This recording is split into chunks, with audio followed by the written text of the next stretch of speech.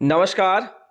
1 अप्रैल 2004 के बाद नियुक्त सभी सरकारी कर्मचारियों को केंद्र सरकार की ओर से ओपीएस से निकालकर एनपीएस यानी कि नेशनल पेंशन सिस्टम के अंतर्गत रखा गया, जिसके अंतर्गत उन्हें पेंशन की कोई गारंटी नहीं रही। लेकिन पिछले कुछ सालों से कर्मचारियों की मांग को देखते हुए कुछ राज्यों के द्वारा एनपीएस को हटाकर उसके स्थान पर ओपीएस को लागू किया गया है, तो इसकी मांग ज्यादा होने लगी। तो इसी कड़ी में केंद्र सरकार भी एक महत्वपूर्ण निर्णय लेने जा रही है। उसका किस प्रकार से आगे इम्प्लीमेंटेशन होता है वो तो समय बताएगा, लेकिन government of India, ministry of finance, department of expenditure के द्वारा एक ऑफिस मेमोरेंडम तैयार किया गया है और जिसके माध्यम से इसमें एक रिव्यू के लिए कमेटी का गठन किया गया है। और ये कमेटी किस प्रकार से कार्य करेगी और इस कमेटी में आने वाले मेंबर्स है वो एनपीएस को लेकर या ओपीएस लागू होने को लेकर कौन कौन सा काम करने वाले हैं, क्योंकि कुछ सरकारी कर्मचारियों की मांग को मद्देनजर रखते हुए जैसा कि मार्च 2023 में लोकसभा में एक फाइनेंस मिनिस्ट्री द्वारा बात कही गई थी कि इसको लेकर कुछ आगे कार्य किया जाएगा, यानी कि एनपीएस को के स्थान पर या एनपीएस को और ज़्यादा मॉडिफाइड करते हुए कर्मचारियों के हित में कुछ निर्णय लिए जाएंगे। उसी को मद्देनजर रखते हुए केंद्र सरकार की ओर से एक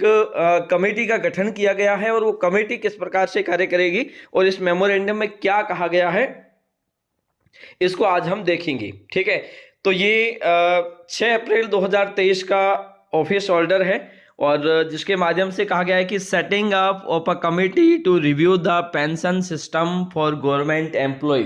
अभी का जो पेंशन सिस्टम है सरकारी कर्मचारियों का, इसे रिव्यू करेगी ये committee.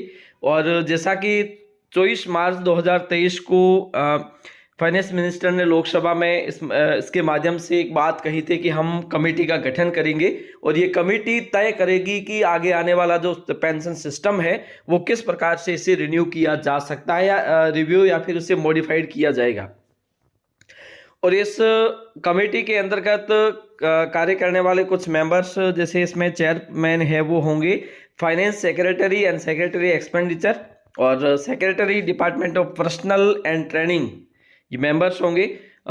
Social secretary department of expenditure ministry of finance, ये भी मेंबर होंगे। Chairman pension fund regulatory and development authority, ये होंगे मेंबर। ठीक है, और इस कमेटी के द्वारा कुछ महत्वपूर्ण काम किया जाएगा या फिर कमेटी इस प्रकार से काम करेगी ताकि अभी का जो पेंशन सिस्टम है उसमें किस प्रकार से सुधार किया जा सकता है।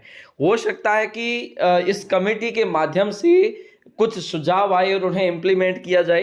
यानी कि हमने देखा होगा कि पिछले 4-5 साल से कुछ राज्य ऐसे जिन्होंने एनपीएस के स्थान पर ओपीएस लागू कर दिया गया, ओल्ड पेंशन स्कीम। स्पेशली बात करें राजस्थान की, तो राजस्थान में 2021 से ही ओपीएस को लागू करने की कवायद शुरू कर दी और अभी तक हमारी जो कटौतियां है वो जीपीएफ के अंतर्गत हो रही है। हालांकि एनपीएस का जो हमारा पैसा जमा था वो अभी तक लौटाया नहीं गया है, उसके बावजूद भी राज्य सरकार की ओर से कुछ महत्वपूर्ण निर्णय लेते हुए इसे इम्प्लीमेंट कर दिया गया है। और ये जो कमेटी है वो इस प्रकार से कार्य करेगी, whether the light of existing framework and structure of national pension system. ठीक है, तो इसमें कुछ स्ट्रक्चर नए तरीके से भी तैयार किया जा सकता है। तो और कुछ सजेशंस पेंशन सिस्टम को सुधारने के लिए दिया जाएगा, क्योंकि इससे संबंधित जो राय है वो संबंधित कर्मचारी संगठनों से भी ली जा सकती है। और सेंट्रल गवर्नमेंट कमेटी में also officer of the central government as part of its whether need to felt. ठीक है, तो ये सारा का सारा सिस्टम है वो एक कमेटी के माध्यम से ही तय करेंगे, क्योंकि ओपीएस पूरे देश में लागू अगर किया जाता है तो उसको एक सिस्टम से लागू किया जाएगा और ये कमेटी के माध्यम से ही ये निर्णय लिया जाएगा।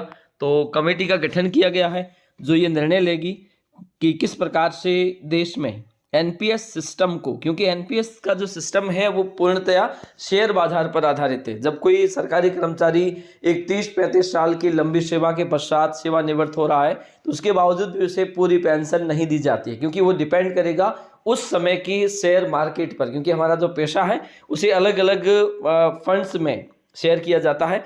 उस समय की जो रेट होगी उसी के अनुसार हमें दिया जाएगा। तो उस समय इस स्थिति में रिस्क है, तो उसे और ज़्यादा मॉडिफाइड करते हुए, ताकि एम्प्लॉय को भी ज़्यादा दिक्कत नहीं हो, ज़्यादा समस्याओं का सामना नहीं करना पड़े, उन्हें भी लॉस ना हो किसी प्रकार का, उसी को मद्देनज़र रखते हुए कमेटी का गठन किया गया है। अब देखते हैं कि ये कमेटी किस प्रकार से अपने सुझाव देती है और ये कैसे इम्प्लीमेंट किया जाएगा, ताकि